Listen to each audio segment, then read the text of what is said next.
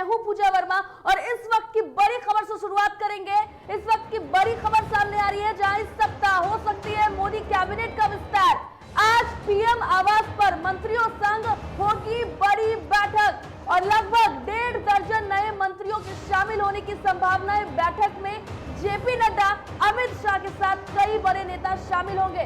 तो इस वक्त की बड़ी खबर आपको बता रहे हैं जहां बैठक में जेपी नड्डा, अमित शाह के साथ कई बड़े नेता शामिल होंगे। तो बड़ी खबर इस वक्त की आपको बता रहे हैं जहां इसी सप्ताह मोदी कैबिनेट का विस्तार हो सकता है और आज पीएम आवास पर मंत्रियों संग बड़ी बैठक हो सकती है और इस बैठक में लगभग 1.5 दर्जन नए मंत्रियों के शामिल होने की संभावनाएं है। तो बैठक में जेपी नड्डा, अमित शाह के साथ कई बड़े नेता शामिल होंगे। बड़ी खबर इस वक्त की आपको बता रहे हैं।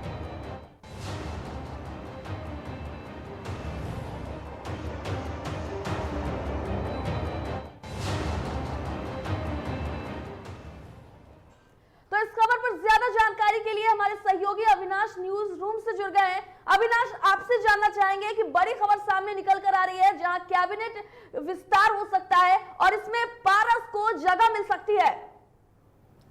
देखिए, जो बड़ी खबर निकलकर सामने आ रही है पूजा, वो ये है कि आज एक बड़ी बैठक होने वाली है और इसी हफ्ते में केंद्रीय कैबिनेट के विस्तार की चर्चाएं तेज हैं। इसी हफ्ते में सूत्र जो हमारे हैं वो बता रहे हैं कि कैबिनेट का विस्तार हो सकता है, मोदी मंत्रिमंडल का विस्तार हो सकता है और इसमें 1 से लेकर 1.5 दर्जन तक नए मंत्री बनाए जा सकते हैं। अर्थात एक जो कैबिनेट का विस्तार होगा इसमें अधिक से अधिक लोगों को शामिल करने की कोशिश की जा रही है। देखिए, इसके पीछे कई कारण हैं और एक जो दूसरा आपका सवाल है कि पशुपति कुमार पारस को जगह मिल सकती है, हालांकि संभावनाएं बेहद कम हैं। अभी तक इसके लिए जिस तरीके से कल ही हमारे सहयोगी अभिषेक ने चिराग पासवान से बातचीत की थी, उन्होंने चिराग पासवान से यह सवाल पूछा था कि ऐसी खबरें निकलकर सामने आ रही हैं कि पशुपति कुमार पारस से अमित शाह ने बातचीत की है।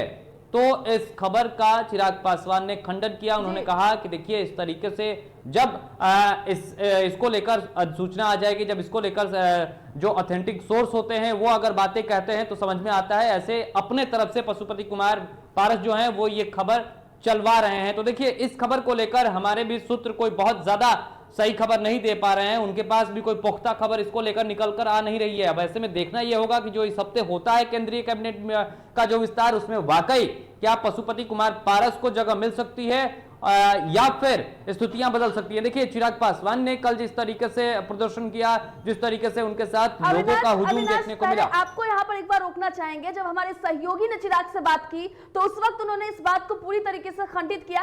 सबसे पहले तो सुनिए कि क्या कुछ उन्होंने कहा था, दर्शकों को एक बार सुनाना चाहेंगे। इस बीच पटना से खबर आ गई, पटना खबरें चलने लगी कि अमित शाह ने आपके चाचा पशुपति कुमार पारस से बात की है, शायद वो मंत्री बनने जा रहे हैं और खबरें अब लगातार चल रही हैं।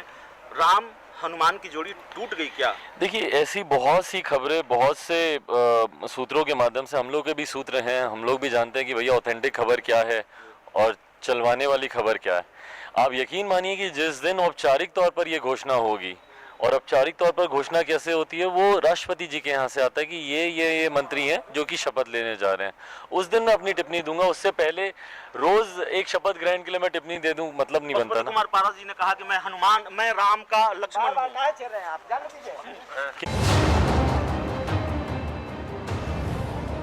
तो बिल्कुल इस सप्ताह मोदी कैबिनेट का विस्तार हो सकता है। बड़ी खबर आपको बता रहे हैं जहां इस सप्ताह मोदी कैबिनेट का विस्तार हो सकता है और पीएम मोदी के आवास पर मंत्रियों संग बड़ी बैठक होगी और इसी में फैसला लिया जाएगा।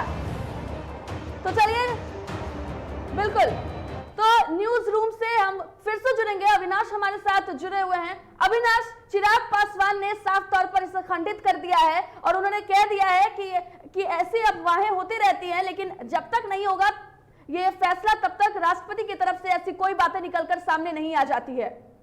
बिल्कुल, देखिए, चिराग पासवान का ये कहना बिल्कुल सही है कि जब तक औपचारिक कोई घोषणा नहीं हो जाती है तब तक ये मान लेना कि चिराग पशुपति कुमार पारस केंद्र में मंत्री बन रहे हैं, ऐसी कोई संभावना नजर नहीं आ रही है। हालांकि अब जिस तरीके से हैं, इस हफ्ते का इंतजार कीजिए, स्थितियां और साफ हो जाएंगी। देखिए, हम जरा अपने दर्शकों को यह भी बता दें पूजा कि आखिर कैबिनेट विस्तार की जरूरत क्यों पड़ गई है, क्योंकि हालांकि एक तो ये प्रक्रिया है कि केंद्रीय कैबिनेट का विस्तार होता है या फिर राज्यों की जो कैबिनेट होती है उसका समय समय पर जब जरूरत पड़ती है तो उसका विस्तार किया जाता है। एक तो इसके पीछे कारण यह होता है कि जो एक मंत्री होते हैं उन पर अगर कई विभागों का कामकाज की जिम्मेदारी होती है तो उन पर बहुत ज्यादा लोड होता है और इसको फिर बांटने की जरूरत होती है, जैसे कि हमने देखा है कई बार और इस तरीके से होता है। दूसरा एक और बात जो केंद्रीय मंत्रिमंडल को लेकर है, कई ऐसे मंत्री हैं जिनका निधन हो गया है और इसको लेकर भी कई सीटें खाली हैं। खाली कहने का मतलब यह है कि उनका अतिरिक्त प्रभार किसी और मंत्री को दिया गया है, वो इसका अतिरिक्त प्रभार उस विभाग का भी संभाल रहे हैं, तो उन पर कामकाज का लोड जो है वो और बढ़ गया है। देखिए जब 2019 में लोकसभा के चुनाव हुए और जिस तरीके से स्थितियां बनी, परिस्थितियां बनी और उसके बाद से जब केंद्रीय कैबिनेट का जिस तरीके से मंत्रिपरिषद का समारोह हुआ और शपथ ली गई, उसके दौरान अगर बातचीत करें तो कुल 57 मंत्री बनाए गए थे, जिसमें से 24 कैबिनेट मंत्री थे, 9 जो है वो स्वतंत्र प्रभार थे और 24 राज्य मंत्री इसमें शामिल थे। हालांकि इनमें से कई मंत्रियों के पास एक से अधिक मंत्रालय है और इसके साथ साथ देखिए शिवसेना और अकाली दल अब ये एनडीए का हिस्सा नहीं है और इसके बाद जो इसके इन कोटे से भी जो मंत्री थे अब उनका भी विभाग खाली हो गया, तो दूसरे लोगों को उस विभाग की भी जिम्मेदारी दी गई। साथ ही साथ रामविलास पासवान जो मंत्री थे केंद्र में, उनका निधन हो गया। इसके अलावा एक राज्य मंत्री का भी निधन हो गया। तो इसके साथ साथ अब कुल जो है वो 21 मंत्री ही कैबिनेट के बचे हुए हैं और इसके साथ साथ अगर बात करें तो कुल जो मंत्रियों की संख्या 57 थी, जिसमें स्वतंत्र प्रभार और राज्य मंत्री भी शामिल थे, अब वो घटकर 53 ही रह गई है। तो ऐसे में देखिए 53 लोग इतने बड़े देश को चलाना और इतने बड़े बड़े जो मंत्रालय होते हैं उसको संभालना बड़ा मुश्किल होता है। तो अब यहां से केंद्रीय मंत्रिमंडल का विस्तार किया जाएगा और 1 से 1.5 दर्जन लोग यानी कि करीब 12 से 18 लोग शामिल हो सकते हैं और फिर जो अतिरिक्त प्रभार दूसरे मंत्रियों को सौंपा गया है उनसे वापस लेकर नए प्रभार जो नए मंत्री होंगे उनको दिया जा सकता है ताकि वहां से चीजें स्मूथली चलें। देखिए इसके साथ साथ एक संविधान के अनुसार मंत्रियों की जो कुल संख्या है वो 79 यानी कि 79 हो सकती है, ऐसा संविधान कहता है। तो ये तय मानिए कि जब केंद्रीय मंत्रिमंडल का विस्तार होगा तो अधिक से अधिक लोगों को मोदी मंत्रिमंडल में शामिल करने के लिए जगह दी जा सकती है। यहां पर एक और बड़ी खबर निकलकर सामने ये आ रही है पूजा कि इस मंत्रिमंडल को खास तौर पर जिन राज्यों में विधानसभा के चुनाव होने वाले हैं उसको भी देखकर कहीं ना कहीं बीजेपी एक रणनीति तैयार करेगी। वहां से अधिक लोगों को मंत्रिमंडल में शामिल करने का प्रयास किया जाएगा ताकि वहां पर फिर बीजेपी अब जब चुनाव में जाए तो वहां पर कहने के लिए या वहां पर जब मंत्री रहेंगे तो उनकी सभाएं होंगी और इस तरीके से होगा। तो कहीं ना कहीं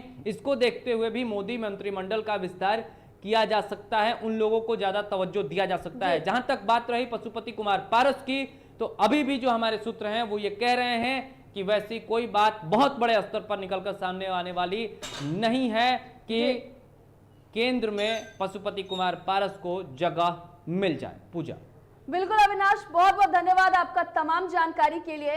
तो लोजपा संसदीय दल के नेता पशुपति कुमार पारस से सोमवार को केंद्रीय गृह मंत्री अमित शाह ने टेलीफोन पर बातचीत की। उसके बाद राजनीतिक हलकों में उनके केंद्रीय मंत्री बनने की चर्चा तेज हो गई। बताया जा रहा है कि केंद्रीय मंत्रिमंडल का 8 जुलाई को विस्तार हो सकता है। अगर ऐसा हुआ तो पारस उसी दिन केंद्रीय मंत्रिमंडल में शामिल हो सकते हैं। केंद्रीय गृह मंत्री से बातचीत को लेकर पूछे गए सवाल पर पारस ने अमित शाह से बात की पुष्टि तो की, लेकिन कहा कि इस बातचीत में कोई राजनीतिक चर्चा नहीं हुई है। वहीं चिराग पासवान ने डीटीवी भारत से बातचीत में इसे खंडित किया है।